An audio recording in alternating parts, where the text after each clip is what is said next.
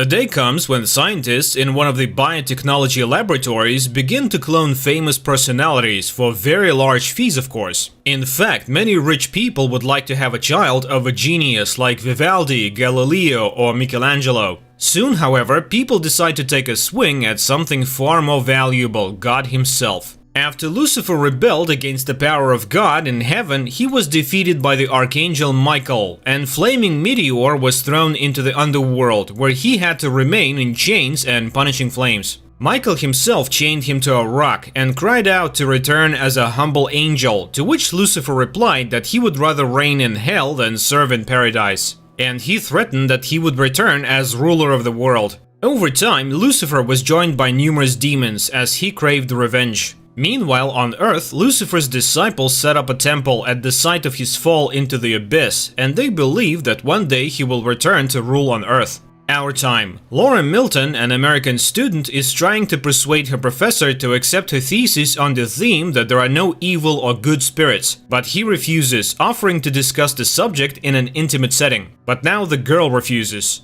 At the same time, a rare exhibition begins at the museum, the Shroud of Turin, which contains the DNA of Jesus and is a record of the fact of his resurrection. Everything is on display. Laura enters the museum after receiving a pass, a badge from a priest she knows. Marconi explains that Christ was wrapped in the shroud the day he died, but that when he rose from the dead, his body shone so brightly that his imprint remained on the cloth. Thus, the shroud is a picture of Jesus. The priest then escorts Laura to the statue of the Archangel Michael, who has been brought to the museum to guard the shroud. The War of the Angels was the first war and the first evil, but Laura disagrees. Evil is not an external mystical force, it is a personality. And when trouble happens to loved ones, it is foolish to blame the devil. But Marconi is sure that only Michael stands between the devil and men. There are many prophecies that Lucifer will return, but the father hopes that he will not find a way out. The priest leaves to go about his business, and Laura gets comfortable and begins to draw. Suddenly, she hears her name, but no one is around. She calms down and continues to work.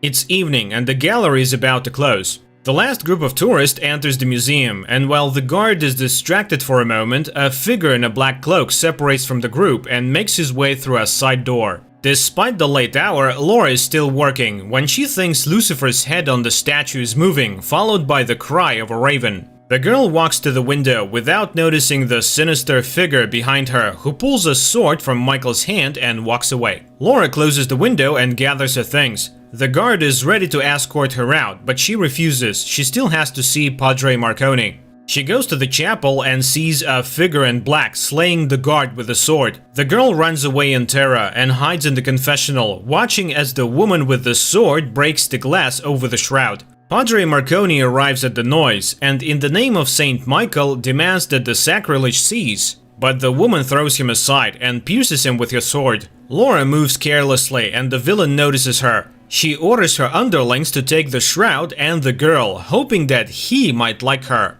The bandits leave, while the mortally wounded priest summons the Archangel Michael to occupy his body and defeat his enemies. Immediately, a luminous whirlwind descends from the heavens and the father comes to life. He tries to catch up with the villains, but they drive away. The plot is moved to a private auction, where one of the scientists, Dr. Laurent, explains that he has managed to create a procedure by which he can grow babies from the DNA of great men, thus resurrecting the most prominent figures in the history of mankind. And as proof, he presents the reincarnation of the great Vivaldi and his proud parents. The next lot, he presents the new Michelangelo Buonarroti, and the whole rises in a burst of delight. The bidding begins when a woman in black appears in the gallery and beckons to the doctor. He rushes to her call. The pair travel to the devil's castle, where the doctor sees the shroud. At last, Lucifer will have a decent home. Meanwhile, Laura is dragged into some room, where several girls are already sitting in chains.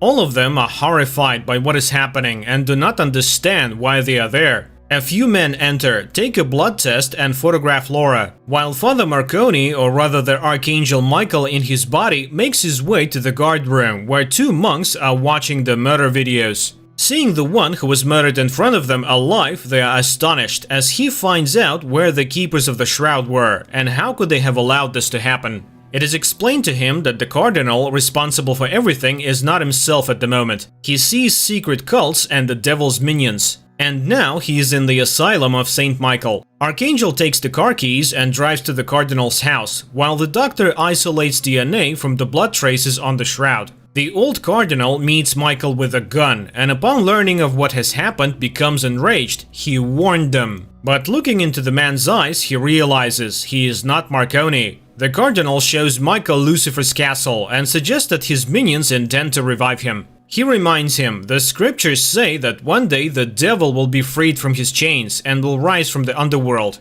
Apparently, the time has come. Two monsters are responsible for his release, a woman and an underground monster. But only Michael himself, or God, can set Lucifer free. The devil's minions have offered him the bodies of virgins for centuries to get a vessel for the devil, but human bodies are too weak. Although there was one woman in history who was able to bear and give birth to a son of God, and today science is ready to open the gates to the devil using Christ's DNA. Michael asks to be taken to the castle. Meanwhile, the girls try to devise an escape plan and share their experiences. It turns out that Laura's husband and son are dead. Instruments inform the doctor of a successful DNA extraction, and the walls in the underworld begin to crumble, heralding the devil's release. While the doctor informs Liz of a complete match of all the right parameters with Laura's body. And the women wait for the attendants to arrive and pounce on them. It seems that they will succeed, but another group rushes to the rescue and the girls are dragged into the laboratory.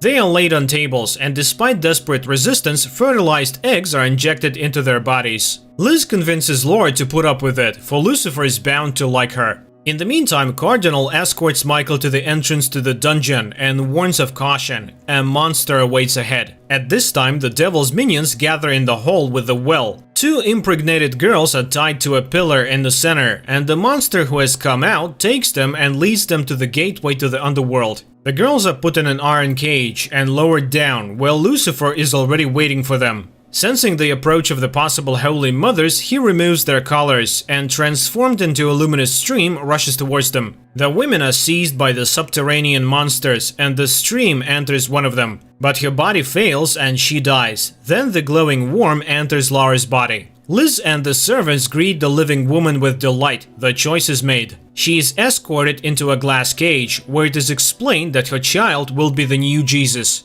Meanwhile, Michael sneaks inside the castle and, having obtained a guard's uniform, finds the shroud and tries to find Laura. The doctor enters, but Michael rejects him and sets fire to the laboratory. He finds Laura, but the woman realizes it is not her longtime friend. She runs away. The Archangel has to run after her. He manages to drag her into a storage room, where he explains who he is and finds out exactly what was being done to the woman. The couple escapes when Liz is informed that the shroud is missing. She gives an order to detain Laura at all costs, and the guards rush in after her. Laura and Michael, in the meantime, try to hide from the underground monster in narrow passages, but it catches up with them and attacks the Archangel. And while he wages a hard fight, Laura is grabbed by the guards. The enraged woman threatens Liz to kill herself and the child, and she orders her to be taken to a cell. Meanwhile, Michael is captured and put on a chain in the dungeon, while Laura is tied to a bed. Liz is willing to do anything to keep the baby. After gathering all his strength, Michael breaks the chains and frees himself, while the castle guards search for the shroud hidden in the dungeon. The monster manages to see the Archangel descend into the underworld. After reaching the bottom, he's attacked by the imprisoned souls and discovers that Lucifer has been freed and his sword is missing. Then the demon of greed, Mammon, flies to him and announces that they will soon close the gate and Michael will remain here instead of Lucifer. And he scoffs at his foolishness to come down in a mortal body. The Archangel is chained to the rock with Lucifer's sword. Laura, meanwhile, sees her child in an ultrasound, and he suddenly calls out her name. The woman wakes up terrified and sees Liz nearby, who finds out what Lucifer told her, and then tells the story of a brave warrior and a tyrant who were equals.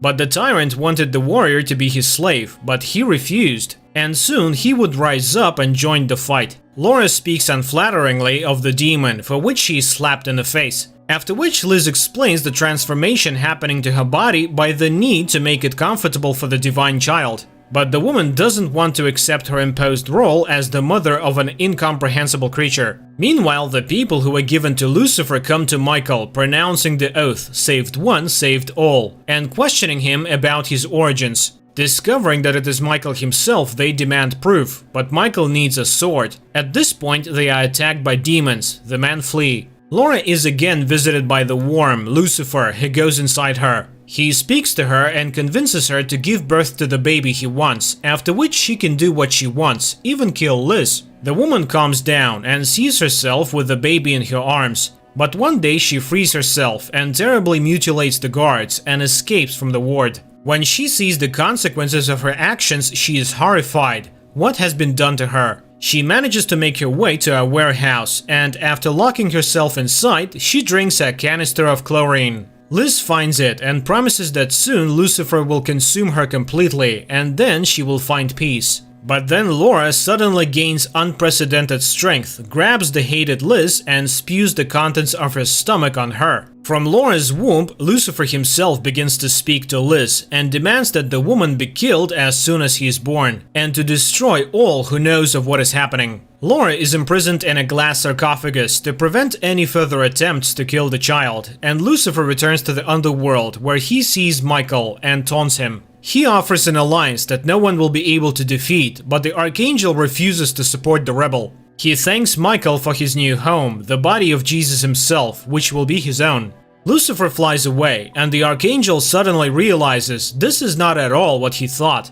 It is not the devil, but God who has chosen Laura. She will give birth to Christ, not the devil's vessel. He asks the people to bring his sword, but the demons are close and the sword is heavy. But two men risk their lives to bring the weapon, and Michael is set free. He dispels the demons and promises to return for his saviors. Michael returns to Earth and finds the shroud. Then he goes to Laura's sarcophagus. He is horrified to see her change and tries to tell her that this child is not evil at all. It is he who will defeat the devil. But Laura gets out and throws Michael away. Then she stands over him and tells him that the waters are already breaking. Searing jets pour out on the Archangel and he screams in pain. Losing his strength, Laura places Michael in her lap and demands that he kneel. He refuses and the woman sinks her fingers into his neck. With the last of his strength, Michael promises that the devil will not be able to control the child. He is the one who will defeat Lucifer because the blood of Christ does not flow and good is always stronger than evil. Enraged, Laura throws Michael aside and begins to destroy everything around her. But then the birth begins. The devil's followers gather in the castle courtyard, while Liz takes the born baby away. Laura is thrown down the well, and the monster takes a chain with a sharp tip and goes into the courtyard. Liz brings the baby out and shows it to the assembled people. The end of God's tyranny has come. She orders the people to kneel and calls upon Lucifer to receive the baptism of blood. At the same moment, the monster begins to spin his terrible weapon, crushing everyone in the courtyard. At this time, Michael comes to his senses and goes out into the yard as the doctor kisses the baby and dies under the blows. Liz carries the baby away, and Michael finds Laura, who has managed to hold onto the edge of the well, and pulls her out. The pair catch up with Liz's car, and while Laura picks up her baby, Michael calls him the god who chose his mother. He asks the woman to find the cardinal and goes to the well himself. He seals the entrance to the underworld, where all the demons of hell have rushed, but the monster rejects him and opens the gates again. And then Michael detonates the explosives he set earlier. The castle explodes, to the great joy of the cardinal. A bit later, the cardinal and Laura, with the child in her arms, come to the temple and return the shroud. And Michael descends into the underworld and frees the people who believed in him. After a while, Liz observes Cardinal and Laura with a grown boy walking through the woods, and she calls the baby Lucifer. And he turns around and shows a dark jet showing out of his nose. Then he turns away. Pretty unusual film, which raises the themes of the struggle between good and evil, but viewed through the prism of the scientific achievements of our time. And some doubts arise as to whether man truly understands what he is really doing.